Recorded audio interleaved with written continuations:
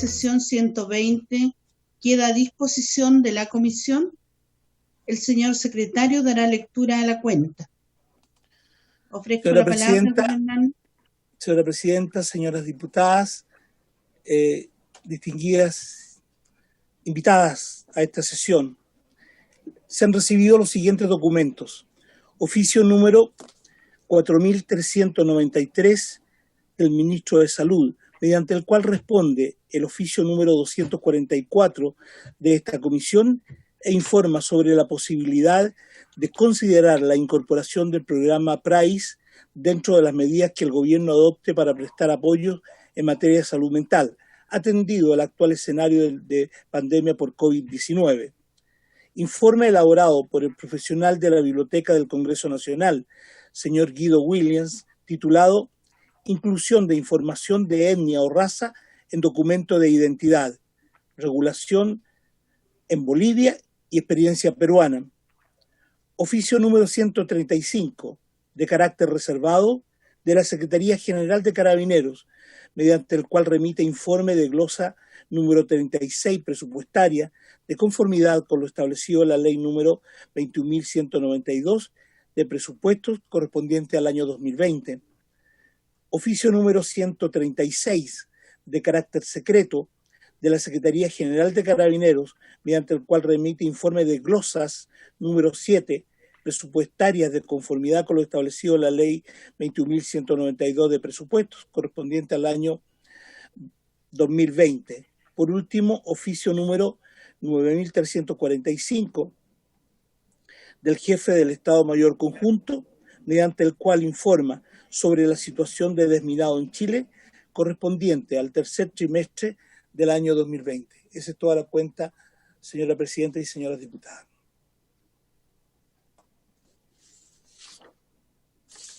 Gracias, señor secretario. Ruego a las señoras diputadas y a los señores diputados adoptar acuerdos sobre los documentos de la cuenta. Ofrezco la palabra.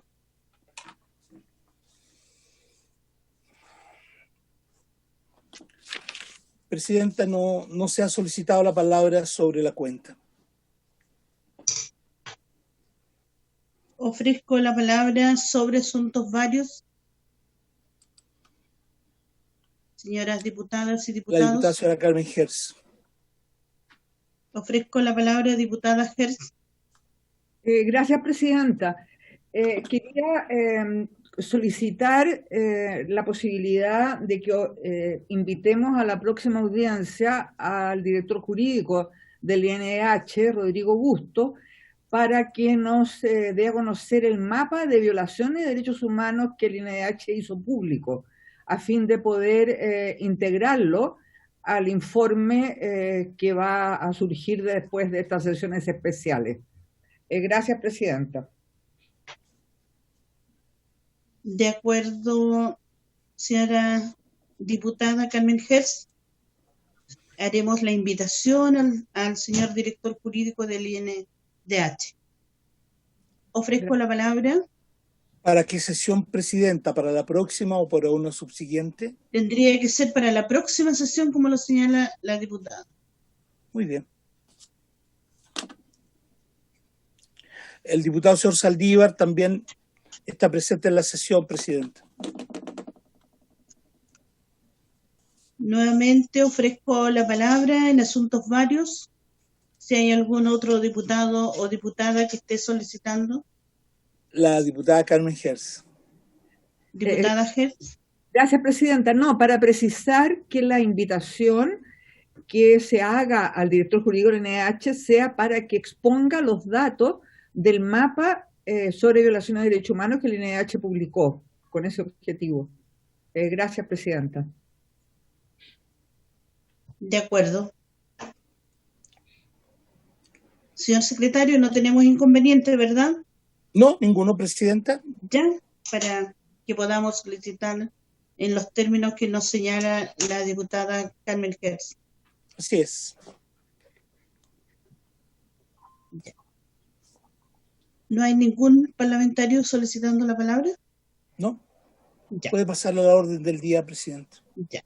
Por lo tanto, damos continuidad a la sesión Hago presente que esta sesión se celebra de forma mixta con el diputado Nino Bartolú de manera presencial y vía remota por la aplicación Zoom las demás diputadas y diputados.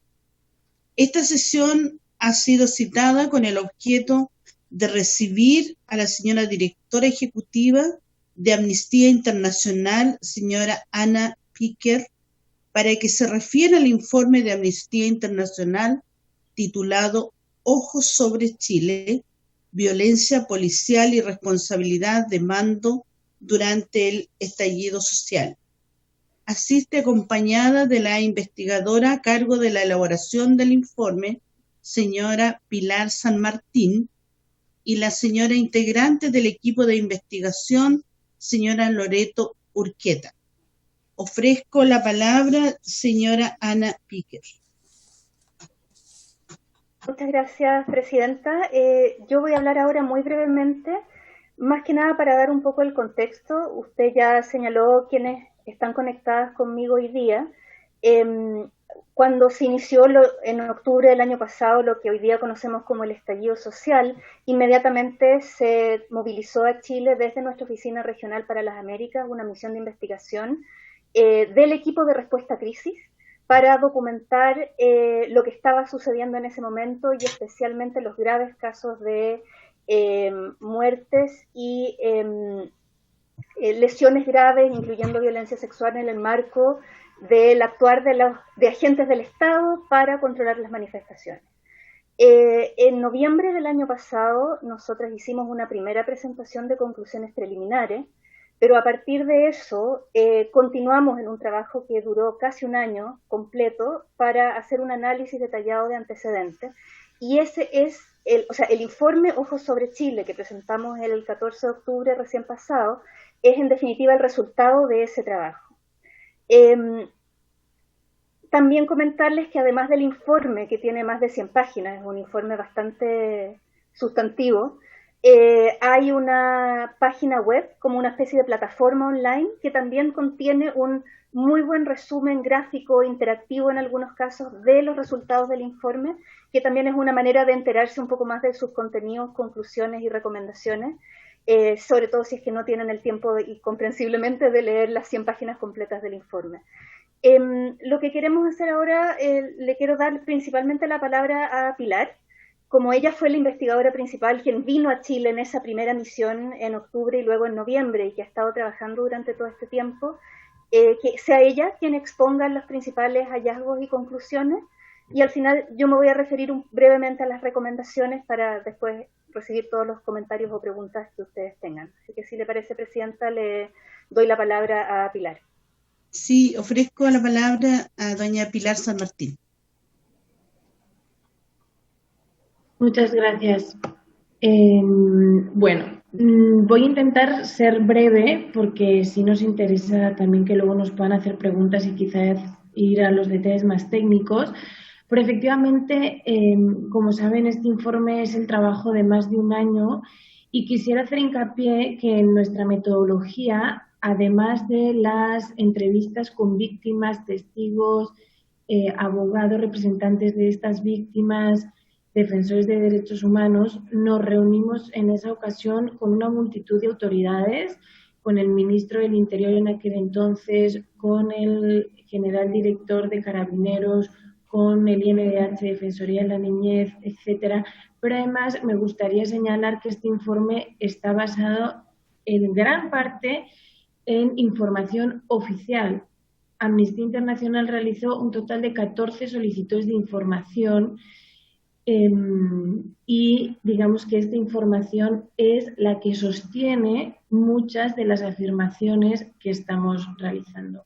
Como saben, este informe tiene 3 grandes conclusiones que se basan en acceso a la justicia para las víctimas, reforma profunda a Carabineros y nueva Constitución. Una de estas principales conclusiones es la investigación, en su caso procesamiento y juzgamiento a los mandos por la responsabilidad que pudieran tener por violación de derechos humanos cometidas por sus subordinadas. pero muy específicamente nos centramos en el derecho a la integridad personal, que como saben es aquel derecho humano que se viola cuando se cometen actos de tortura y otros tratos o penas crueles, inhumanos o degradantes contra las personas. Y nos centramos en este derecho en primer lugar porque su prohibición en el derecho internacional es absoluta. Es un derecho de jus cogens, su prohibición es contra todos. Y en segundo lugar porque consideramos que el derecho a la integridad personal de las personas se violó al menos durante el lapso temporal que nosotros analizamos, que es del 18 de octubre al 30 de noviembre, se violó de forma generalizada. Esta cuestión de generalizada hace referencia a la dimensión de la violación, es decir, al número de violaciones que tuvieron lugar en un tiempo sostenido, ¿no?, diariamente y en prácticamente todo el país. Y esto, déjenme que por favor les ubique en un marco más de cifras. Esto lo decimos porque como resultado del uso excesivo de la fuerza, durante este mes se registraron más de 5.500 denuncias en la Fiscalía contra funcionarios públicos y de este total, al menos 4.170 fueron contra personal de Carabineros. Se registraron 134 investigaciones por tortura y 4.158 por apremios ilegítimos, que es lo que en Chile equivale a malos tratos, la mayoría en contra de funcionarios de Carabineros, como decía. El INDH presentó más de 1.700 querellas judiciales contra oficiales de Carabineros por hechos ocurridos en este mes y medio que el informe analiza. Y también en este lapso temporal, el INDH contabilizó 347 casos de trauma ocular. Muy importante para nosotros y nosotras hablar de trauma ocular porque en casos similares a los acontecidos en Chile, en referencia a este tipo de lesiones oculares, tanto la Corte Interamericana como, por ejemplo, el Tribunal Europeo de Derechos Humanos consideran este tipo de lesiones como torturas. Y lo consideran así, lo consideran una violación del derecho a la integridad personal, tanto por el dolor físico que suponen, pero sobre todo por las secuelas físicas y psicológicas graves que infligen en las personas durante toda la vida.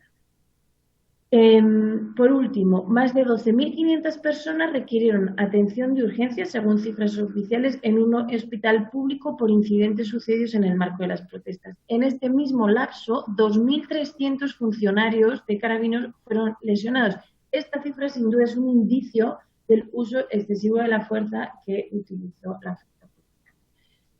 Pero, como digo, estas son las cifras más macro, ¿no? Pero aparte, Amnistía Internacional analizó más de 200 piezas audiovisuales de tal manera que pudiéramos analizar modus operandi, formas en las que constantemente y a diario la fuerza policial actuaba. Y en segundo lugar, se documentaron 12 casos emblemáticos que nos dieron de alguna manera una evidencia mucho más concreta del actuar de Carabineros y que simplemente son un ejemplo de lo que fueron los cientos de casos que se registraron. Y en concreto, ¿qué es lo que analizamos en este informe y qué es lo que concluimos? Concluimos, digamos, dos cosas. Como digo, un uso excesivo de la fuerza y, en segundo lugar, una responsabilidad de mando por los hechos. Este uso excesivo de la fuerza lo vimos o lo concluimos porque en numerosas ocasiones vimos que funcionarios de Carabineros ejercieron fuerza física deliberada de forma desproporcionada y sin necesidad de ello. Es decir, usaron esta fuerza física con la intención de dañar. Un ejemplo muy claro y de imágenes que dieron la vuelta al mundo son las escenas de atropellamientos con automóviles, con motocicletas, cuya única intención es dañar, es lesionar, es asustar a los manifestantes. Pero además se utilizaron armas potencialmente letales como las escopetas antidisturbios con munición de impacto cinético múltiple, que es un tipo de munición que va o es contrario al estándar internacional sobre uso de la fuerza. Lo que vimos es que lejos de prohibirse, se demoró muchísimo, su limitación nunca se prohibió, pero además su limitación fue tardía y durante el lapso que Amnistía Internacional investigó, vimos que se disparó esta munición de forma descontrolada e indiscriminada, sobre todo durante el mes de octubre, que como saben, y según cifras oficiales, se detonaron más de 104.000 cartuchos. Esto es un exceso, lo miren por donde lo miren. Y si bien en noviembre la cantidad disminuyó a 43.000, que no deja de ser una cifra también preocupante, las lesiones oculares se mantuvieron constantes. Es decir, se mantuvo o se habría mantenido esta voluntad de causar daño. Hay que decir que esta munición es considerada contraria al estándar internacional sobre uso de la fuerza, porque la munición llamada menos letal, como por ejemplo las balas de goma, deben estar diseñadas para generar un efecto contuso, es decir, para generar dolor, pero para que no penetre la piel, es decir, para que se evite los riesgos de daño a órganos vitales, pero además tienen que ser precisas, es decir, se le debe habilitar un arma al funcionario público para que pueda apuntar a un objetivo concreto y para que además dentro de ese objetivo pueda apuntar a ciertas zonas no letales de la persona a la que intenta disuadir. Las municiones que se utilizaron penetraban la piel y eran múltiples, porque eran 12 balines que salían disparados a la vez sin ningún tipo de precisión. Lo hemos dicho en nuestras intervenciones y quisiera reiterarlo ahora. Un control que se le debe hacer de forma urgente a Carabineros se refiere a la nueva munición que han anunciado, que por lo que sabemos sería totalmente de goma. Hay que confirmar que efectivamente de nuevo es así, pero además se han anunciado que se trata de 3 balines, de un cartucho con 3 balines, entonces de nuevo no se estaría garantizando este requisito de la precisión y por tanto no deberían ser utilizados en labores de seguridad pública. Además, vimos que el gas lacrimógeno fue utilizado de forma desproporcionada como herramienta de dispersión y que muchas veces las latas fueron dirigidas contra el cuerpo de las personas. De nuevo, esto con la intención de causar un daño, porque el gas lacrimógeno, su diseño es dispersar, no es golpear a las personas. Creemos que además la limitada trazabilidad de estas municiones, es decir, el hecho de que no dejaran huella en el arma y que fuera muy difícil hacer un match entre el arma y la munición, facilitaron y favorecieron la sensación de impunidad al interior de la institución de Carabineros. Dicho esto, quiero saltar al segundo bloque del informe, que es precisamente donde analizamos cómo esta violación generalizada del derecho a la integridad personal no podría haber sido posible, al menos no durante tanto tiempo mantenido todos los días, si los mandos, y nos referimos en concreto a ciertos mandos estratégicos, pero también a ciertos mandos operativos de la región metropolitana, que es la que tomamos como muestra, las hubieran prevenido y las hubieran castigado, es decir, hubieran tomado todas las medidas a su alcance para prevenir que esto sucediera.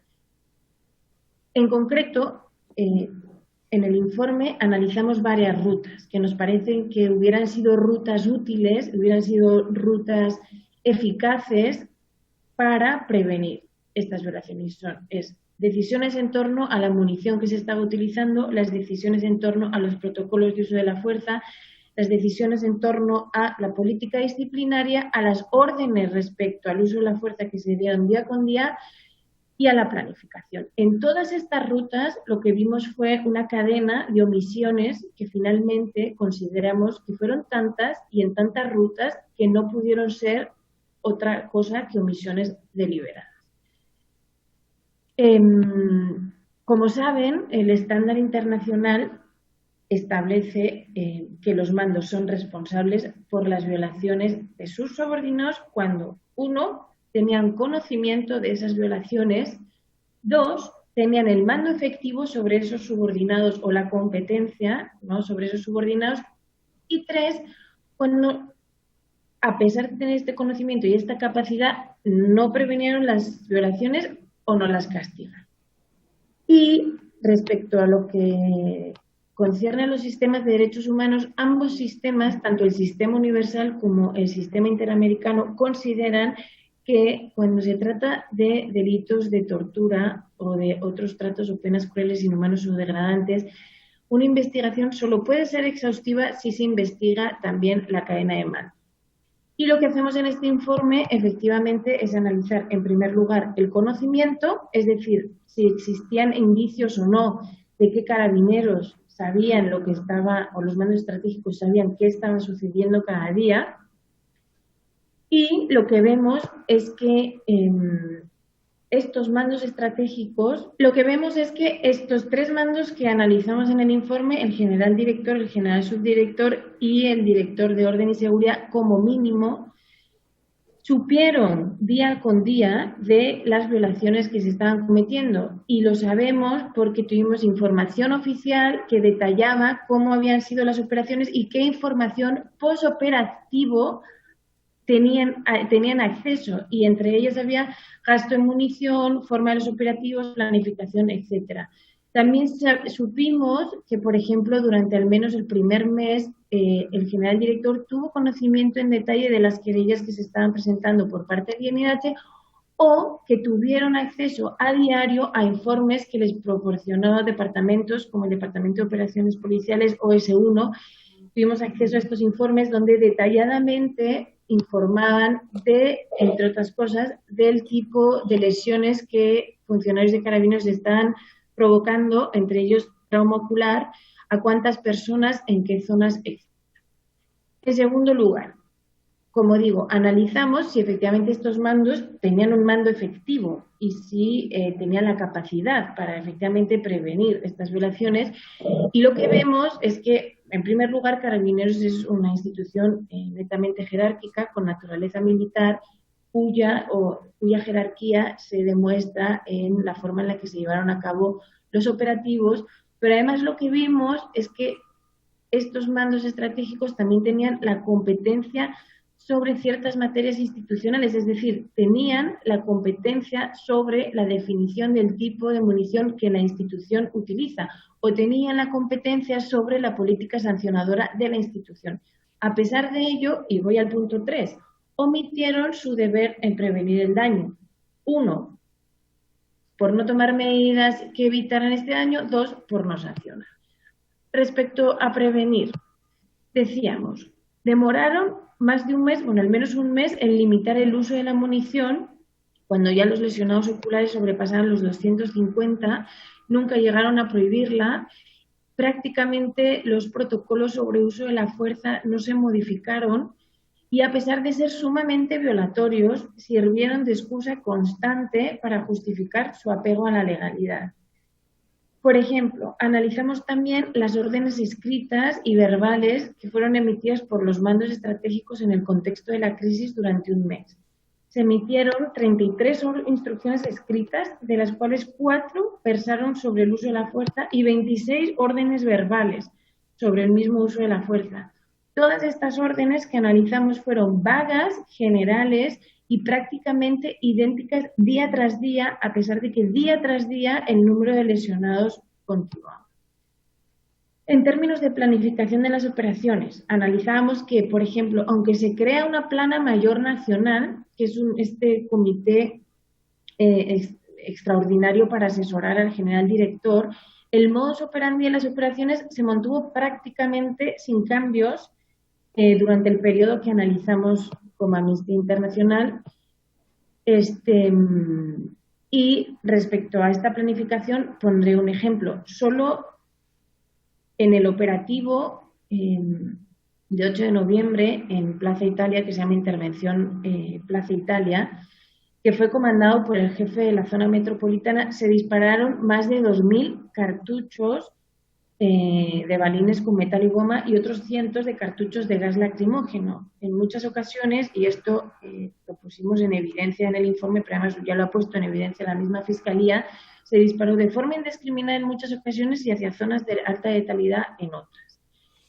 Este modus operandi de esta intervención concreta, lo que vimos es que se repitió a lo largo del mes y medio de forma prácticamente idéntica, pero además prácticamente con los mismos oficiales de fuerzas especiales que día con día dispararon de forma indiscriminada. Vimos además cómo se llevaron a cabo ciertas estrategias ofensivas que en las declaraciones ante el Ministerio Público muchos de los oficiales que participaron en estas ocasiones las denominaban como arremetidas y las describían como estrategias de ataque en contra de manifestantes para ir ganando espacio. El problema de estas arremetidas es que en muchas ocasiones se realizaban corriendo detrás de manifestantes y disparando con escopetas y con lanzagranadas, lo cual supuso lastimar en muchas ocasiones a manifestantes cuando no había necesidad para ello. Por último, había hablado de sancionar, de prevenir, y respecto de la obligación de sancionar. Lo que veíamos es que durante el periodo analizado, es decir, del 18 de octubre al 30 de noviembre, había más de 4.000 denuncias ante la Fiscalía en contra de oficiales de Carabineros. Sin embargo, durante ese periodo no se dio de baja, al menos conforme a la información oficial que obtuvimos, no se dio de baja directa a ningún oficial de Carabineros. Lo que supimos es que en julio de 2020 de este año se anunciaron que había 1.000 y pico sumarios administrativos abiertos y un total de 170 sanciones, de las cuales únicamente 16 suponían la remoción del puesto. Nosotros analizamos, además, los procesos administrativos de los 12 casos emblemáticos que documentamos y veíamos que en los dos únicos casos con sanciones administrativas de este tipo, es decir, que supusieron la remoción del puesto, que fueron los casos de Fabiola y de Gustavo, la conducta que se castigó no tuvo relación con el uso de la fuerza, es decir, no estuvo ligada a la violación de derechos humanos, sino que estuvo ligada a una falta menor. En otros casos, lo que vimos es que a pesar de que el mismo funcionario ante la PDI, ante la Fiscalía, había aceptado la responsabilidad por las lesiones a la víctima, estas personas no fueron sancionadas administrativamente y, es más, a día de hoy sus expedientes sancionadores siguen en trámite. ¿Qué sucede con esto y cuál es el grave problema de alentar la impunidad interna a través de la no sanción? Es que se alentó la repetición de violaciones y de alguna manera supuso un aliciente para que se siguiera actuando de la misma forma. Es decir, y con esto voy a intentar ir concluyendo para que Ana pueda desarrollar la parte de recomendaciones. Lo que pensamos es que, y lo que concluimos como Amnistía Internacional, es que se utilizó la fuerza como una forma de castigo, que los mandos estratégicos además asumieron que el daño a la integridad personal de las y los manifestantes era un mal necesario para cesar las protestas a como diera lugar. Creemos que el acceso a la justicia es crucial para que hechos así no se repitan, pero nos parece que además las personas que dieron las órdenes tácitamente o que omitieron deliberadamente prevenir estas violaciones tienen que ser investigados y, como no, ahora Ana comentará, nos parece que si queremos que hechos tan graves, porque son muy graves, no se vuelvan a repetir, necesariamente se necesita una reforma profunda a la institución de Carabineros. Con esto terminaría. Muchísimas gracias. Muchas gracias, doña Pilar San Martín. Ofrezco entonces la palabra a la señora Ana Piquer. Presidenta, me permite informarle que además de los diputados que estaban al comienzo de la sesión, también lo han hecho ahora los diputados señor Andrés Celis, don Miguel Crispi, la señora Nora Cuevas y el diputado don Raúl Saldívar. Muchas gracias, señor secretario. Saludar también la incorporación de cada uno de los diputados y diputadas. Voy a ofrecerle para la revisión de las recomendaciones a la señora Ana Piquer. Muchas gracias, presidenta. Brevemente, nuestras recomendaciones en el informe apuntan principalmente en tres grandes áreas. La primera, ya un poco lo adelantó Pilar antes, es lo extremadamente importante es que nada de lo que ha sucedido quede impune. Y eso tiene relación no solo con el periodo acotado que el informe analiza, que como decía Pilar es del 18 de octubre al 30 de noviembre, eso es con fines metodológicos, pero sabemos que hay también muchos incidentes que se produjeron después de eso y que mientras las protestas no cejaron, como sucedió finalmente un poco debido a la pandemia, en marzo siguió habiendo muchos incidentes equivalentes de violencia policial grave, y en ese sentido el asegurar justicia y reparación para todas las víctimas es fundamental. Y ahí hay, por una parte, un llamado a las autoridades de gobierno, al Congreso, de hacer el reconocimiento de la gravedad de lo que pasó y de la importancia que tiene el impulsar a nivel político, si se quiere, la relevancia de la ausencia de impunidad. En segundo lugar, hay una responsabilidad fundamental de Fiscalía, que en este minuto la Fiscalía tiene un rol histórico en términos de asegurar investigaciones exhaustivas en todos los casos, y para eso además hay un desafío en entregarle a Fiscalía los recursos y los medios necesarios para poder cumplir con esa tarea, que es muy grande. Y por último, también recomendaciones vinculadas con la propia institución de Carabineros, en términos tanto de la realización de investigaciones internas que sean efectivas, pero también el colaborar de manera efectiva con las investigaciones que se están haciendo a nivel judicial desde la Fiscalía y en tribunales de justicia. También quizá mencionar en ese punto que el informe menciona 12 casos que llamamos emblemáticos, en el sentido que son casos que son ejemplos de algo que vimos que se repitió. Pero en ningún caso con eso queremos dar el mensaje de que esos son los 12 casos más importantes, ni mucho menos, sino por el contrario, son ejemplos de algo que vemos que se repitió en todo Chile y que por lo mismo hacen aún más relevante el asegurar justicia y reparación para todas las víctimas sin excepción. Como la segunda gran recomendación, también lo adelantaba Pilar, tiene que ver con una reforma estructural a la institución de Carabineros de Chile. Esto no se trata de estar contra Carabineros, sino por el contrario, con el entender que necesitamos tener una policía que cumpla un rol efectivo de control de orden público en el marco del pleno respeto del derecho internacional de los derechos humanos. Y lamentablemente eso no lo tenemos hoy, y eso se puede evidenciar claramente desde las conclusiones del informe. Parte del problema tiene que ver con una estructura extremadamente militarizada que hace que, por una parte, no haya una adecuada subordinación al poder civil. Consideramos que ese es un primer punto que es fundamental, revisar cuál es la relación de Carabineros con el poder civil y cuáles las verdaderas facultades que tiene el poder civil en términos de poder controlar efectivamente el actuar de Carabineros y eventualmente ajustar el actuar de Carabineros cuando no se está cumpliendo los protocolos o las normas en términos de uso de la fuerza y estándares de derechos humanos. Por supuesto, un segundo punto tiene que ver con el cumplimiento de las normas de derechos humanos. Parece de perogrullo, pero es algo que lamentablemente no vemos hoy, y que eso tiene que ver con todo el proceso desde la selección y reclutamiento de Carabineros, la formación que reciben, formación continua, ascensos, sanciones, todo debiera tener integrado el cumplimiento de los derechos humanos. Y en ese sentido también vemos que sería importante una revisión en esta reestructuración completa de Carabineros, una revisión del rol que hoy día cumple el Departamento de Derechos Humanos de Carabineros, que si bien tiene la categoría de departamento, vemos que lamentablemente en términos prácticos no tiene una incidencia real en la definición a nivel estratégico ni operativo, lo cual no ha hecho una diferencia significativa del actuar de las fuerzas especiales en terreno. Y por último está lo que se refiere en el paquete de la reforma Carabineros, está lo que se refiere a control, monitoreo y evaluación efectivos del actuar de Carabineros.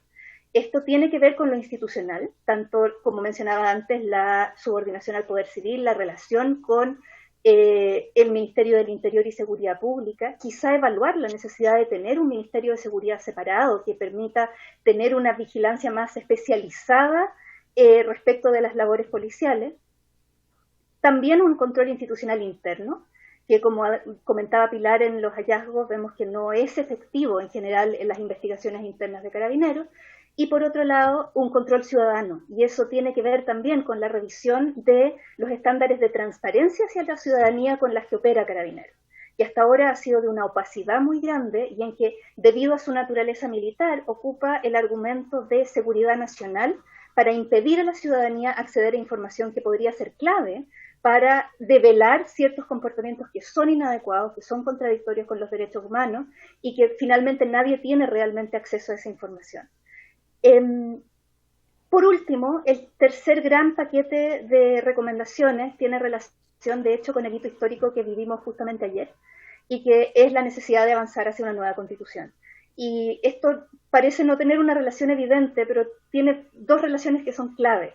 Una es que es cómo la Constitución resguarda en el futuro, por una parte, el rol de Carabineros y por otra parte, el derecho a las personas a manifestarse, el derecho a reunión, la libertad de expresión y el darle una protección efectiva a esos derechos en la nueva Constitución. Y por otro lado, también tiene que ver con que cuando un país enfrenta este nivel de manifestaciones sociales y de descontento de la ciudadanía, no puede responder solamente el Estado desde el reprimir esas protestas, sino que tiene que responder desde el atender las demandas de fondo, el por qué la ciudadanía se está manifestando e intentar avanzar en la dirección de escuchar esas demandas y resolverlas. Y ahí vemos que la oportunidad que se nos abre ahora de tener un proceso constituyente con una convención constitucional electa, que puede ser un proceso verdaderamente participativo e inclusivo de cara a la ciudadanía, da una oportunidad enorme de poner estos temas sobre la mesa y también de poder avanzar hacia una sociedad finalmente respetuosa de los derechos humanos de todas las personas sin excepciones, algo tan básico como eso, en definitiva. Y con eso termino. Creo que con eso ya hicimos un resumen muy apretado de lo que dice el informe y quedamos a disposición para todas las preguntas, comentarios, si hay información adicional que necesitan, lo que estiman. Muchas gracias, directora, por la exposición. También a doña Pilar San Martín. Ofrezco la palabra, diputados, diputadas. La diputada señora Carmen Gers y el diputado señor Miguel Crispi han solicitado la palabra. Diputada Carmen Gers, ofrezco la palabra. Gracias, presidenta. Bueno, en primer lugar, quiero saludar y agradecer a Ana Piquer, la directora ejecutiva de Amnistía Internacional en Chile, y al equipo que la acompañó. Destacar la importancia trascendental del informe de Ojos sobre Chile, porque no solo está dando cuenta de la gravedad de la generalización de las violaciones de derechos humanos ocurridas desde el 18 de octubre, sino que toca un punto trascendente, a mi juicio, y que no se había tocado con tal rigurosidad como lo hace Amnistía Internacional, que es la responsabilidad institucional de Carabineros, es decir, del alto mando de Carabineros. Es importante el informe porque deja claro para quienes o lo desconocen o intentan desconocer que la responsabilidad institucional de una organización como Carabineros, que tiene el monopolio de la fuerza, está regulado no solo a nivel local, sino a nivel internacional y a nivel de las obligaciones que el Estado de Chile tiene en esa materia, que, insisto, presidenta, pareciera que a nivel del Estado en general es como que se ignorara esta situación. Y Amnistía hace, ¿no es cierto?, muy claramente hincapié en lo que son los principios básicos sobre el empleo de la fuerza y armas de fuego por los funcionarios encargados de aplicar la ley, que fue adoptado por el 8º Congreso de las Naciones Unidas, sobre la prevención del delito y tratamiento del delincuente. Además, ¿no es cierto?, añaden lo que es la guía de derechos humanos sobre armas menos letales para el cumplimiento de la ley, en fin, y nos van señalando punto por punto cómo estas obligaciones internacionales del Estado de Chile fueron todas transgredidas. Sobre este punto, me gustaría también precisar que la propia oficina de la Alta Comisionada de Naciones Unidas, después del incidente que dejó gravemente herido al joven que fue lanzado en Puente Pío IX al lecho del río, la Oficina Regional de la Alta Comisionada señala que es necesario, le recuerda al Estado de Chile, más bien, ¿no?, que es necesario investigar, que es necesario juzgar, que es necesario sancionar, porque esa sería la manera de que implementemos la garantía de no repetición a la que estamos obligados como Estado. Y ahí se refiere que es necesario establecer la responsabilidad no solo del carabinero directamente involucrado, sino investigar la responsabilidad de los altos mandos. Por lo tanto, el punto desarrollado con tanta rigurosidad por Amnistía Internacional también fue tocado por la Oficina de la Alta Comisionada.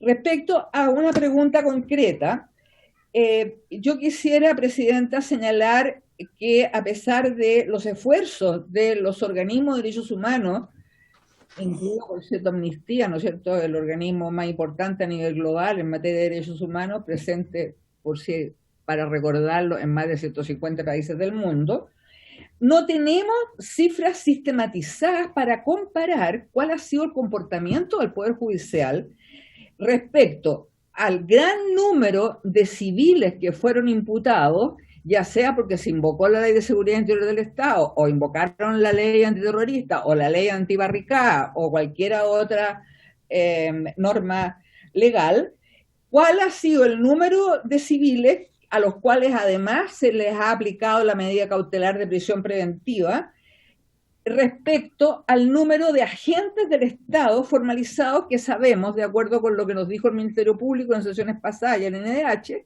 son 65 agentes, varios de los cuales corresponden a una misma causa, ¿no es cierto?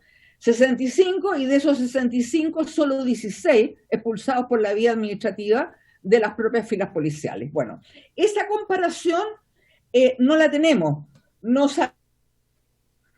sabemos cuántos civiles han sido formalizados, cuántos fueron privados de libertad, como decía, o continúan privados de libertad. Quisiera agregar que en la sesión de hoy, 26 de octubre, de la Comisión Revisora de la Acusación Constitucional contra el Ministro del Interior, el general director de Carabineros habló de que desde el 18 de octubre habían habido 30.000 personas detenidas. Así, tranquilamente, 30.000 personas detenidas. Ignoramos cuál fue el destino de esas detenciones. No sabemos cuáles de esas detenciones fueron llevados, ¿no es cierto?, a control de identidad, al juzgado de garantía. No sabemos el destino. Entonces, mi pregunta es si Amnistía tuviera alguna cifra respecto a los civiles detenidos que fueron llevados a tribunales, cuál es esa cifra para poder comparar, y de ellos, insisto, a cuáles se les aplicó la medida cautelar de prisión preventiva, cuántos de ellos han sido condenados, para poder ver el comportamiento, insisto, del Poder Judicial, porque efectivamente la sensación, o más que la sensación, la realidad de la impunidad agrava el comportamiento del Estado frente a las violaciones de derechos humanos, porque insisto, o sea, no nos está garantizando la garantía de no repetición a la cual estamos obligados, y el Estado está obligado a investigar y a sancionar, tal como lo dice el informe. Eso sería. Muchas gracias, Presidenta. Gracias, diputada Hertz. Ofrezco la palabra al diputado Miguel Crispi.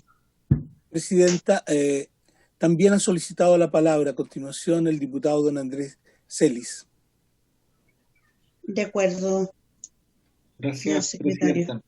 Sí, bueno, agradecer el informe. Yo creo que, como decía la diputada Hertz, viene a constatar lo que se ha señalado por parte de distintos organismos, pero fundamentalmente también por parte de quienes se han manifestado de que aquí ha habido un actuar totalmente desproporcionado por parte de Carabineros de Chile, que esa brutalidad se ha transformado en violaciones a los derechos humanos que han ocurrido en las calles, que han ocurrido en los calabozos, y que lamentablemente la tesis de que son hechos aislados, básicamente, que la responsabilidad es individual, no se sostiene por la responsabilidad en la cadena de mando de Carabineros, que es algo que básicamente es lo que engloba al final más allá de la responsabilidad individual de quien aprieta el gatillo o de quien ejerce una actividad, o sea, una acción que está al margen de todos los protocolos, si hay responsabilidad en la cadena de mando y tanto el gobierno como Carabineros han desestimado esa tesis.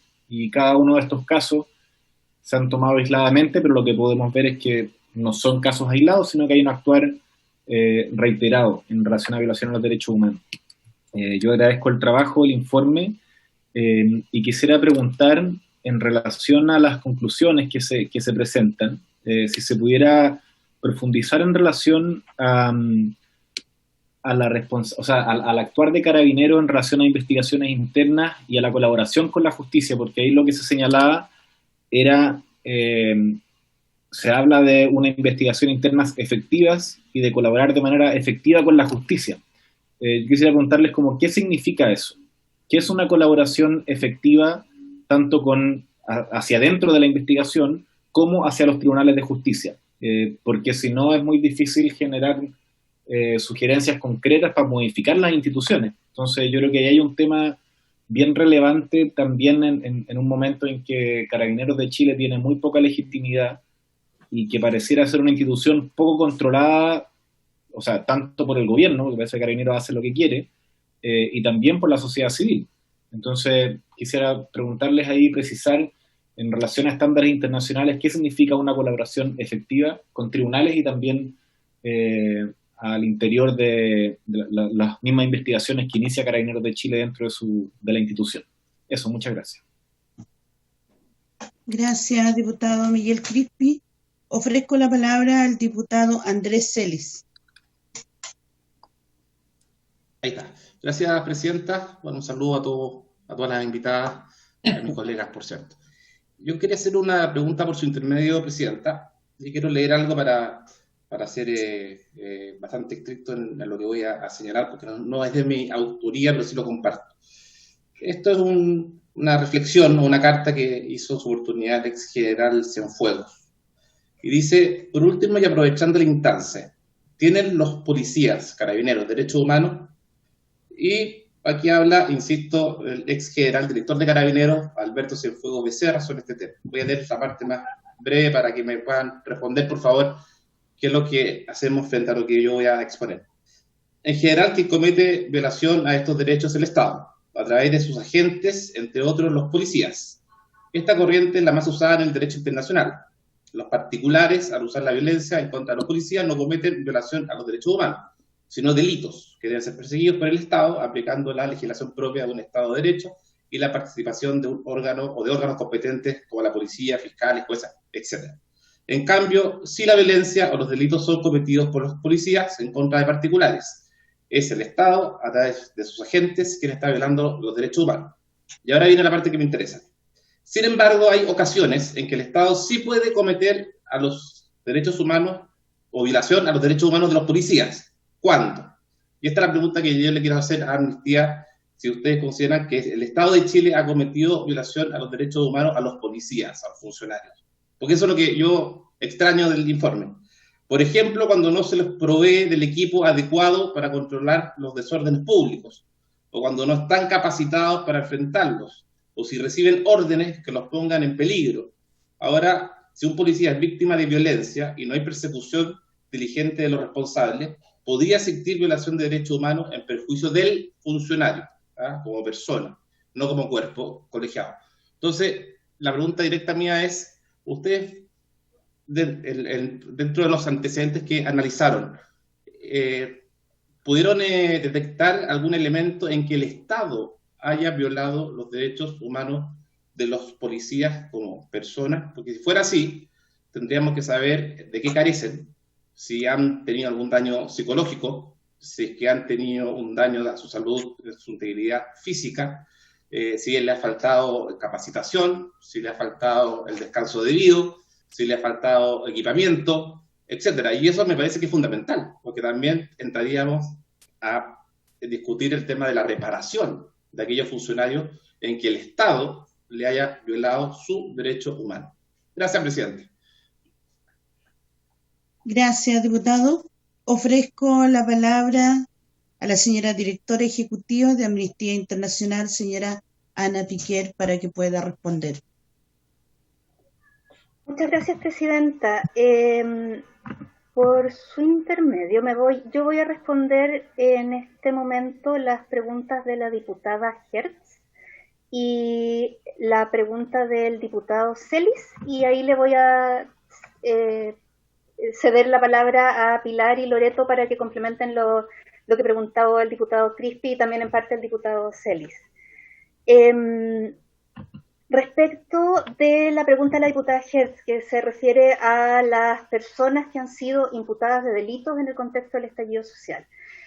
Lamentablemente desde Amnistía Internacional no tenemos un detalle de cifras tampoco. Eso ha sido, la verdad es que llegó un punto en que lo que estaba sucediendo nos excedía en términos de capacidades y le dimos prioridad a terminar este informe primero para poder hacer el análisis de las personas que han sido víctimas de violencia institucional. Dicho eso, sí es un tema al que le hemos dado seguimiento. Y en particular nos ha preocupado mucho lo que ha sucedido en relación a las querellas por ley de seguridad del Estado. Nosotros de hecho hemos sido muy críticas de la ley de seguridad del Estado chilena y del uso que se le ha dado, en particular porque tiene tipos penales extremadamente abiertos y cuya interpretación en definitiva queda en manos del Poder Ejecutivo. Y eso da pie para interpretaciones, si se quiere, arbitrarias o con un contenido político respecto de la valoración de la conducta, porque el tipo penal no es preciso y por lo mismo no cumple con el estándar del principio de legalidad que exigen el debido proceso y los derechos humanos. Sabemos que ha habido, de todas maneras, más de 900 querellas por ley de seguridad del Estado. No sabemos, no tengo el detalle en este momento de en qué estado procesal están todas ellas. Y sí hemos estado en contacto con algunas agrupaciones de familiares preocupadas por personas que hasta el día de hoy están en prisión preventiva vinculadas a imputaciones de hechos cometidos durante el estallido social. Y eso también es preocupante por la cantidad de tiempo que llevan en prisión preventiva. Por último, también comentar que una de las dificultades que hay en términos y que acá hay tal vez una sugerencia desde la perspectiva de cómo llevan las estadísticas Fiscalía y la Defensoría Penal Pública, es que cuando la Ley de Seguridad del Estado es como claro por qué se invoca y que tiene que ver con esos hechos de protesta o de violencia o de lo que haya sucedido en ese momento durante esos meses. Lo mismo con los pocos casos que ha habido de aplicación de la llamada ley antibarricadas o ley antisaqueos. Pero, por ejemplo, cuando se trata de delitos comunes como los desórdenes públicos, es muy difícil saber si ese desorden público se produjo por una pelea en un bar o se produjo por un hecho de protesta. Entonces, en términos de analizar el uso o el abuso de la ley penal para perseguir hechos de protesta, hace el análisis mucho más difícil porque es muy difícil limpiar el contexto en el cual se produjo el delito. Y eso también tiene sus dificultades a la hora de analizar la profundidad que puede haber del problema de una eventual criminalización de hechos de protesta que tal vez puedan no ser hechos de violencia propiamente delictuales. Entonces, concuerdo con la diputada Hertz en el sentido de que es un tema en que ha sido muy difícil tener información precisa y en que hay un punto de preocupación relevante respecto del tratamiento que pueden estar recibiendo las personas imputadas por esos delitos en ese contexto. Eso. Y respecto de la pregunta del diputado Celis, por su intermedio, señora presidenta, respecto a si tenemos indicios acerca de si puede haber habido violaciones de derechos humanos de policías desde esa perspectiva, digamos, de que de alguna manera el Estado no les esté dando suficiente protección. Ese es un tema el que el informe no analiza en materia específica, no era parte de la definición del marco metodológico del informe, pero la verdad es que creo que sí es algo que se podría analizar en mayor profundidad y que sí podría estarse dando eso, en el sentido de la capacitaciones débiles, en el sentido de personas que están siendo enviadas a contextos que es muy difícil de manejar, en que es natural que haya una suerte de tensión y de temor incluso para enfrentar lo que está sucediendo y que no necesariamente están recibiendo las capacitaciones necesarias para afrontar eso de una manera adecuada. y eso va en perjuicio en definitiva tanto del policía que está siendo puesto en esa situación como de los manifestantes que se enfrentan a ese policía, porque muchas veces eso hace que la reacción policial no sea la adecuada y en definitiva se termine vulnerando los derechos humanos de las personas que se manifiestan.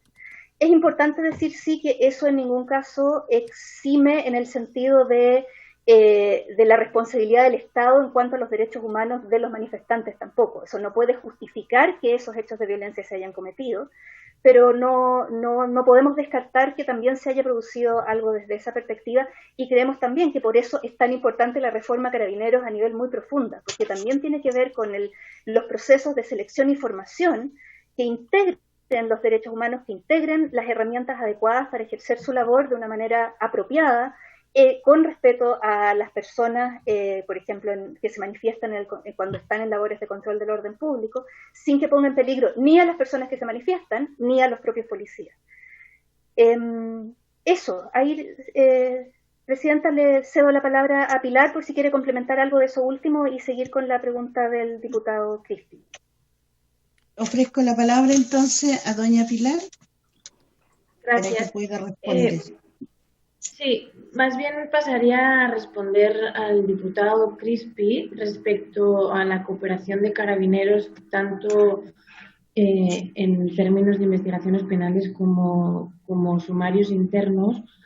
Lo que hemos visto son dos cosas. A nivel de política disciplinaria, de cómo avanzan las investigaciones internas, es muy evidente, hay mucha evidencia que demuestra que estas investigaciones son meras formalidades, es decir, que se aperturan y de hecho se anuncia su apertura como si eso quisiera decir que se están poniendo medidas, que se están poniendo medios necesarios para sancionar, para prevenir que hechos similares sucedan, pero lo que vemos es que más allá de su apertura formal, no existen diligencias eficaces que estén encaminadas a saber qué pasó en primer lugar, pero mucho menos a sancionar en segundo lugar. Hemos visto que son lentas, que además la naturaleza propia de los procesos disciplinarios es que son más rápidos que los procesos penales, que necesitan de alguna manera una menor evidencia porque las penas son menores y esa es la naturaleza de la política sancionadora. Y esto se hace para que puedan de alguna manera evitar, como era el caso, que funcionarios que día con día están violando derechos humanos sigan en las mismas posiciones, con las mismas herramientas, obrando de la misma manera. Tenemos dos ejemplos que me gustaría que Loreto, mi colega, ahora hable de ellos, pero tenemos dos ejemplos claros de cómo no se sancionó la conducta más grave, sino que lo que se hizo fue sancionar la conducta menos grave, de tal manera que se justificaba, y en muchos casos se justifica la violencia policial y se sanciona por hechos menores, pero además lo que hemos visto es que la mayoría de los expedientes están en tramitación. Por eso decimos que son investigaciones meramente formales. Hay numerosas irregularidades en la forma en cómo se toman las declaraciones, en cómo se integran los expedientes, en cómo se revisan, en cómo se supervisan, quiénes son las personas que supervisan estos expedientes, que en muchas ocasiones, hemos visto que son personas o mandos que están incluso mencionados como posibles responsables. Y de esto, por favor, Loreto ahora menciona el caso, les puedo hablar del caso de Gustavo Gatica, donde el propio supervisor del expediente era una persona que estaba en el lugar de los hechos, que había disparado en el lugar de los hechos, ¿no? Y en segundo lugar, respecto a la colaboración de Carabineros con la justicia, como Amnistía Internacional, nos llamó mucho la atención que en sus comunicados oficiales Carabineros expresara que había colaborado, que estaba abierto a colaborar con la justicia, etcétera, porque lo que nosotros hemos visto es que ha habido casos de ocultamiento deliberado de evidencia. Ha habido casos donde se ha intentado encubrir los hechos. Entonces, nos parece que lejos de colaborar, más bien Carabineros lo que debería es poner toda la evidencia de una vez sobre la mesa, y con esto pongo un ejemplo, el caso de Fabiola Campillay, donde Carabineros tenía vídeos, imágenes del momento en el que sucedieron los hechos, que ese mismo día podría haber puesto sobre la mesa, que podría haber ofrecido, y que ese mismo día podría haber sancionado y haber tomado ciertas medidas contra estos oficiales, y no lo hizo. ¿No? Digamos que esta evidencia fue remitida mucho más tarde, estas personas fueron sancionadas mucho más tarde y lo hicieron además por faltas que nada tuvieron que ver con lo que causó el daño a Fabiola. Entonces, en ese sentido, sí nos parece que la colaboración de Carabineros tiene que ser mucho más exhaustiva, y que sin duda, y una de las peticiones urgentes que Amnistía hace en el informe, es que se vuelvan a reconsiderar los procesos administrativos y que se investiguen de forma exhaustiva. Loreto, si me quieres complementar, por favor. Ofrezco la palabra, doña Loreto. Muchas gracias, señora presidenta. Sí, como mencionaba Pilar, en el caso de Gustavo Gatica, tenemos que en el expediente administrativo que se abrió, se individualizaron a supuestamente aquellos oficiales y funcionarios de fuerzas especiales y de otras áreas que habrían estado presentes en el lugar de los hechos, pero en esa identificación se dejó fuera al oficial identificado como G3, que corresponde al teniente coronel Claudio Crespo, y que estaba presente en los hechos y que de hecho posteriormente resultó formalizado como el presunto autor de las heridas de Gustavo. Entonces, por ese lado tenemos que en un primer inicio ya se ocultó la presencia muy relevante de una persona y que existían muchos videos que acreditaban que él estaba en el lugar de los hechos. También el sumario está a cargo, o quien lo debe revisar finalmente, es el prefecto de Fuerzas Especiales Metropolitano, y resulta que él estaba también presente en el lugar de los hechos y se encontraba incluso mencionado dentro del sumario administrativo. Entonces pasa algo muy raro, que alguien que está como siendo parte de la investigación, como investigado, es asimismo quien tiene que revisar el sumario. Y por otra parte, no se analiza en detalle toda la evidencia con que se cuenta.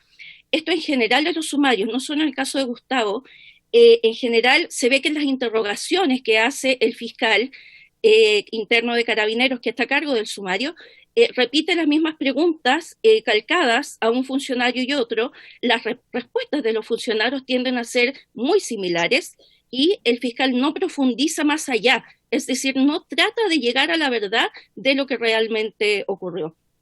Y también siguiendo con el ejemplo de Gustavo, pero ahora vinculado al tema de la cooperación con la justicia, tal como la participación de G3 y la presencia de G3 en el lugar de los hechos no se identificó en el sumario interno, tampoco se le comunicó a Fiscalía.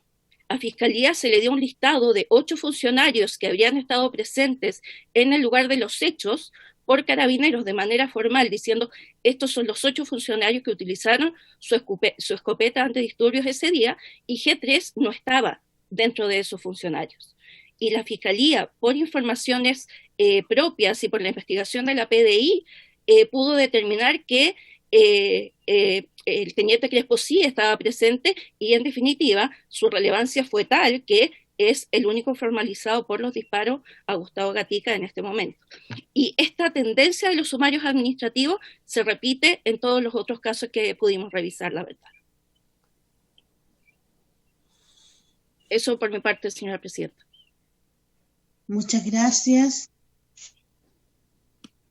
Ofrezco la palabra, diputados, diputadas. No se ha solicitado la palabra, señora presidenta. De acuerdo, don Hernán. Yo tengo la siguiente inquietud y quisiera manifestarle primero el importante informe que entrega Amnistía Internacional respecto al primer aniversario del denominado estallido social, que es emitido el 14 de octubre, y por lo cual también el 16 de octubre la Comisión de Derechos Humanos y la presidenta del Senado manifestaron la conformación de una mesa de verdad, justicia y reparación para las víctimas de violaciones de los derechos humanos durante el denominado estallido social. Yo quisiera preguntar, porque dentro de las recomendaciones que señala este informe, que es tan importante para todas aquellas víctimas que al día de hoy no han sido atendidas, no ha habido justicia, no ha habido reparación, y lo importante sería, ojalá, que nunca más ocurriera una situación como la que nos ha tocado vivir.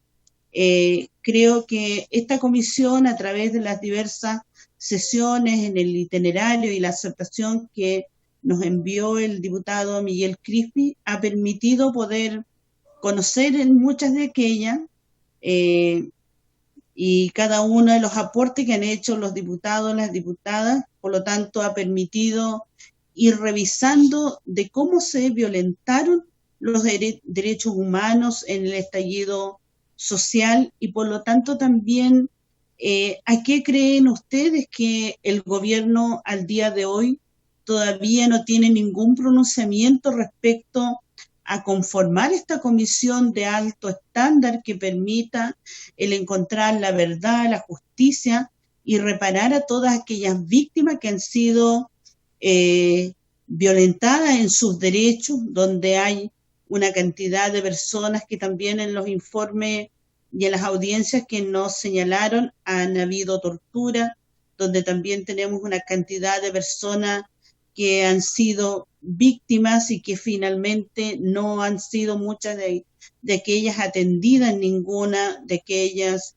instituciones que debiera el Estado haber tenido a disposición, y por lo cual nos sigue preocupando, porque ya se cumplió un año y en lo que señala la senadora y la Comisión de Derechos Humanos y del Senado, y donde también yo creo que esta comisión requiere ser parte de este trabajo tan importante, donde es necesario conformar esta comisión. Mi pregunta es, ¿debido a qué será, dadas las diversas sesiones en las cuales ustedes señalaron que tuvieron con varios autoridades políticas de este gobierno, y sin embargo al día de hoy todavía no tenemos ningún pronunciamiento, lo cual es muy preocupante dada la gravedad de cómo se expone la claridad en este informe? Por lo tanto, tengo ahí una gran preocupación. Ofrezco la palabra, señora directora, para poder hacer este análisis, a lo mejor cuál debiera ser las vías de cómo debiera finalmente contar con una comisión de alto estándar que permita apoyar en la verdad, en la justicia y en la reparación, y no repetición de esta situación tan cruelmente como han sido prácticamente maltratados, violentados aquellos que han salido a exigir derechos. Gracias, presidenta. A ver, primero decir que respecto de nuestra relación con las autoridades políticas actuales ha sido menor de la que nos hubiera gustado. Nosotros cuando vino la misión por primera vez, pedimos reunión primero con el subsecretario del Interior de entonces con la intención de recabar información y no nos respondieron. Luego también pedimos reunión con el presidente Piñera, que tampoco nos dio respuesta. Una vez que presentamos las conclusiones preliminares del informe de la misión en noviembre del año pasado, ahí concretamos una reunión con el entonces ministro del Interior, Gonzalo Blumel, donde le transmitimos nuestras preocupaciones iniciales. Nos entregaron bastante información, que de hecho fue utilizada para el informe, en el análisis del conocimiento que tenían las autoridades de gobierno en ese momento acerca de lo que estaba pasando en terreno, y hay un capítulo más pequeño, pero hay un capítulo sobre eso en el informe. Y luego, cuando presentamos el informe, también le pedimos una reunión al presidente Piñera antes de presentarlo públicamente, con la intención de poder presentarle nuestras conclusiones y recibir una reacción, y tampoco recibimos respuesta de esa solicitud. Entonces, no es tanta la relación que hemos tenido hasta ahora con el poder político. Tampoco nos han convocado, por ejemplo, a las distintas comisiones que han, por ejemplo, se armó una suerte de comisión del gobierno para ver la implementación de las recomendaciones que han hecho distintos organismos internacionales en el contexto del estallido social, comisión a la que tampoco fuimos invitadas en ningún momento, ni hemos tenido nuevas comunicaciones con el gobierno después de eso. Dicho todo eso, creo que es importante decir que lo que concluimos en el informe es que el gobierno sí ha tenido conocimiento de lo que está pasando en terreno, de las gravedades de lo que ha pasado, y que las comunicaciones y las instrucciones que se han dado desde el gobierno no han sido efectivas para detener lo que estaba pasando. Y que también desde la perspectiva del discurso que ha sostenido el gobierno públicamente, vemos que no ha habido un reconocimiento claro de la gravedad y la generalidad de las violaciones de derechos humanos que se han cometido.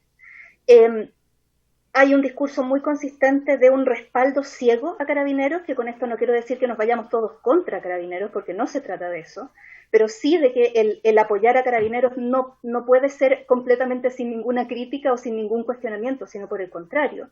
Requiere un cuestionamiento para ir fortaleciendo su labor y que se haga dentro de un marco de derechos humanos. Y por otro lado, vemos que también hay un discurso que tiende a no reconocer que es una situación generalizada, sino que tiene que ver más con casos puntuales que tienen que ser dejados a la justicia. Que por supuesto que la justicia tiene que actuar e investigarlos, pero acá hay un abordaje que tiene que ver más con justamente con las garantías de no repetición, con qué hacemos para que esto no siga pasando, que va mucho más allá de lo que pueda pasar a nivel de tribunales, más cuando sabemos que la cantidad de casos va a ser muy difícil que realmente puedan ser todos esos casos investigados a profundidad y llevados a la justicia, pese a que se debiera intentar hacer y poner todos los recursos para ello. Entonces sí tenemos una preocupación de la actitud del Poder Ejecutivo en este tema, y nos gustaría ver una mayor disposición a avanzar en garantías de no repetición efectiva. Un mecanismo podría ser el que usted señala, de la presidenta de establecer mecanismos internos, no a nivel judicial, sino a nivel más administrativo, para ir analizando casos, ir identificando víctimas. O también podría ser, digamos, el avanzar ya en lo que es la reforma Carabineros, en que eso es, o sea, el dar una señal clara de que Carabineros se tiene que reformar estructuralmente, no es una modernización, no es un ajuste al protocolo, es algo estructural y profundo, específicamente en lo que se refiere al control del orden público, que por lo menos daría una señal de que esto se está abordando de manera seria, pero lamentablemente eso es algo que también se ha ido dilatando, se han hecho comisiones, ahora hay una unidad coordinadora de la comisión y no vemos que eso se traduzca en algo sustantivo, y que, como comentaba antes, además también tiene relación tanto con la situación laboral y de derechos de los propios carabineros como también de las personas que están manifestándose. Y por eso mismo también creo que reitero la importancia que tiene el cuestionar la naturaleza militar de Carabineros, que también hace que sea mucho más difícil el tener un control efectivo, una supervisión civil efectiva, y que incluso los propios carabineros desde adentro tengan dificultades muy grandes para poder denunciar ciertas cosas, para poder levantar la voz y criticar lo que está pasando dentro de la institución. Entonces, ahí hay como varias vías, creo yo, que tienen que ver con el asegurar garantías de no repetición y que debieran partir, y con eso empecé, con un reconocimiento de que esto no fue unos casos en un periodo acotado, sino que es un problema generalizado, que ya de hecho Carabineros de Chile, desde mucho antes del inicio del estallido social, como Amnistía Internacional, veníamos cuestionando un actuar excesivo en el control de manifestaciones, y que vemos que eso no ha dejado de suceder en ningún caso. Entonces ahí efectivamente es quizá una de las deudas más grandes en este momento. Muchas gracias, directora. Ofrezco la palabra, diputadas, diputados.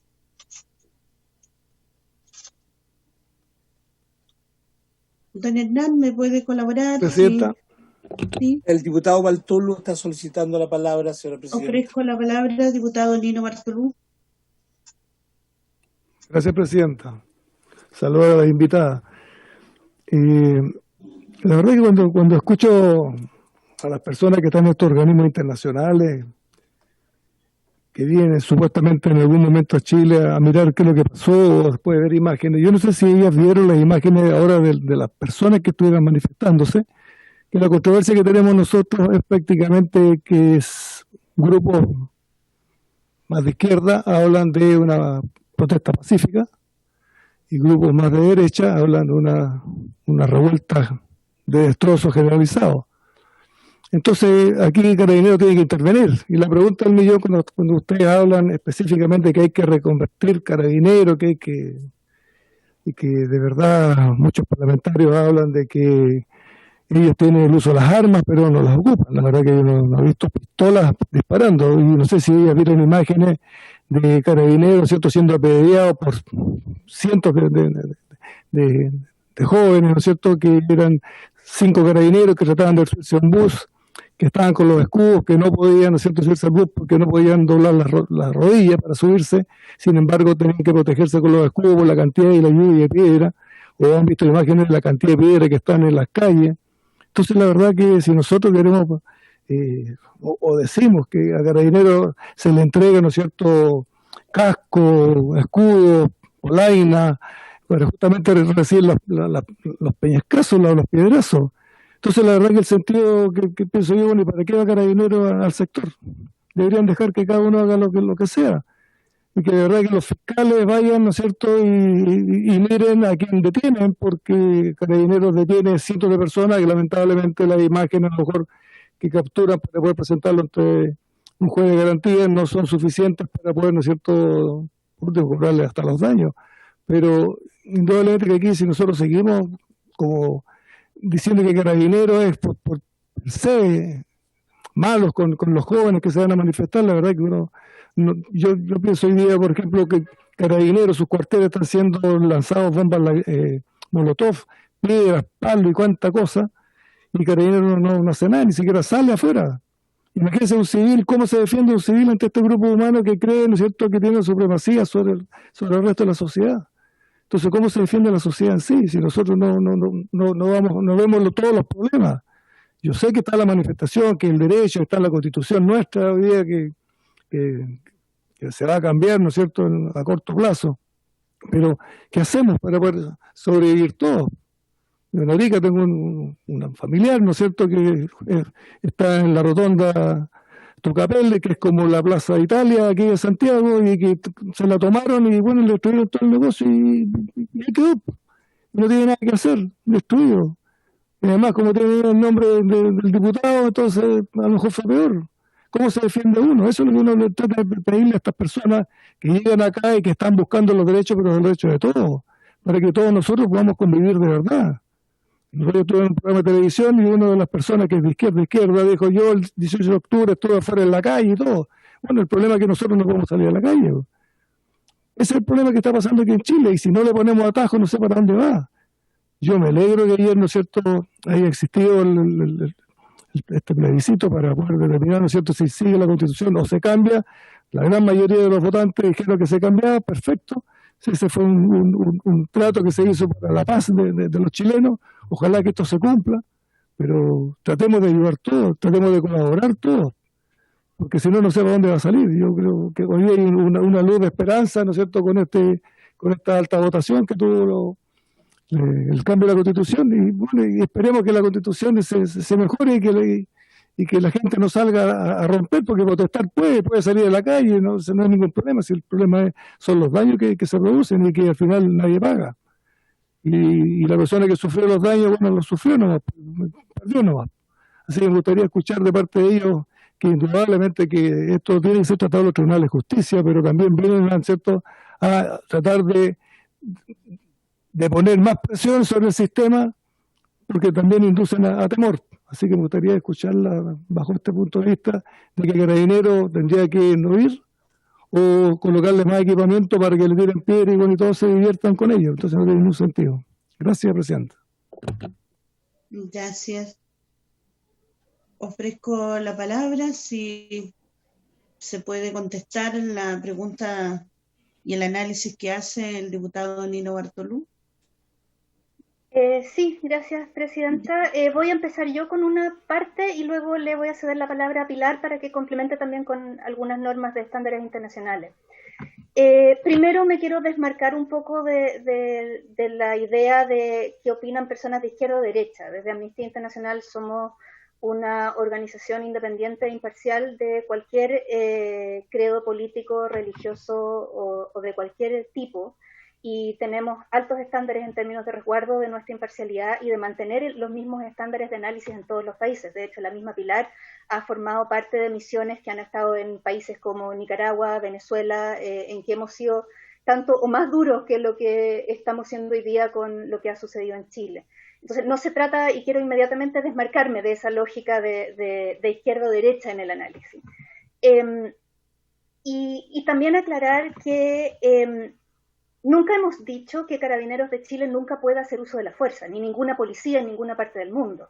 El Estado no solo puede controlar el orden público, tiene el deber de controlar el orden público. Y eso significa que hay ciertas condiciones en las cuales sí Carabineros de Chile debe actuar y debe hacer uso de la fuerza.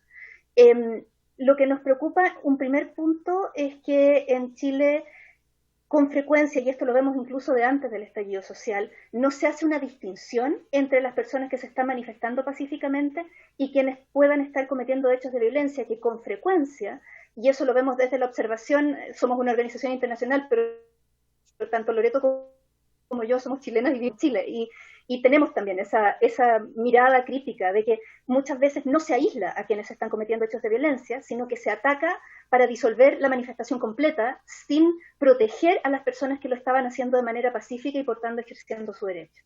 Entonces, ese es un primer punto, que es el tener mejor capacidad de distinguir entre quienes se están manifestando pacíficamente y por lo tanto deben ser protegidas esas personas en su derecho a manifestarse, y separadamente sí actuar respecto de aquellas personas que puedan estar cometiendo hechos de violencia y respecto a las cuales sea necesario detenerlas. Ahora, ahí, y aquí le doy paso, si me permite, Presidenta, a Pilar, es muy importante en términos de la normativa internacional el concepto de la proporcionalidad del uso de la fuerza y de la necesariedad, que son estándares muy clave para determinar cuándo ese uso de la fuerza se justifica y cuándo no. Y ahí me gustaría, creo que Pilar puede explicarlo mejor que yo aún. Le ofrezco la palabra a doña Pilar. Tiene 4 minutos para exponer. Gracias. Gracias, Presidenta. Muy brevemente, lo que nosotros analizamos es que el uso de la fuerza, que efectivamente es permitido, los agentes del Estado están habilitados para usar la fuerza, fue excesivo. Y fue excesivo porque se utilizó en numerosas ocasiones cuando no era necesario y se utilizó en numerosas ocasiones de forma excesiva. Cuando empecé mi intervención daba una cifra, que era que de las 12.500 personas que hubo heridas, de personas manifestantes, hubo 2.300 carabineros. Esto lo único que quiere decir es que es un indicio más de que la fuerza se utilizó de forma desproporcionada. Por supuesto que como Amnistía Internacional no defendemos la violencia de ninguna forma, ni del lado estatal, ni tampoco la que cometen los particulares, y creemos que el Estado precisamente está para salvaguardar el orden público y que en caso de que haya personas que cometan violencia deben de ser, como Ana decía, aisladas. El problema que veíamos es que desde el inicio de las protestas hubo una muy mala gestión de las mismas. Es decir, no se permitió las asambleas, muchas de estas, a pesar de ser pacíficas, fueron atacadas, se utilizó armamento potencialmente letal, se utilizó esta munición de impacto cinético múltiple que causó muchísimas lesiones a lo largo de muchos días. Esta mala gestión, lejos de calmar los ánimos, de permitir las manifestaciones, de distendir el ambiente, lo que hizo es avivar las manifestaciones, y esto lo que generó es que las violaciones de derechos humanos continuaran porque, como decía, el modus operandi no cambió y los métodos para gestionar las protestas tampoco cambiaron. Querría hacer un apunte, y es que efectivamente los derechos humanos nacen como, digamos, como elementos de protección del ciudadano y de la ciudadana ante o frente al Estado y digamos que, por ejemplo, el derecho a la integridad personal es un derecho sumamente importante porque atenta, digamos, contra la esencia del ser humano, y esto se contrapone con, por ejemplo, los daños a los bienes materiales, que sabemos que fueron muchos y lo mencionamos en el informe. Hubo en el periodo analizado más de 2.300 eventos de disturbios públicos. Lo que sucede es que el derecho está digamos, definido de tal manera que una persona que comete un daño contra un bien material pueda ser detenida, procesada, en su caso juzgada, y que de forma también material pecuniaria se pueda reparar un daño que es reparable, un daño material, ¿cierto? El problema es que el daño a la integridad personal no es reparable, y ahí es el problema, que se puede dañar la integridad personal, física, psicológica y moral de las personas durante toda la vida,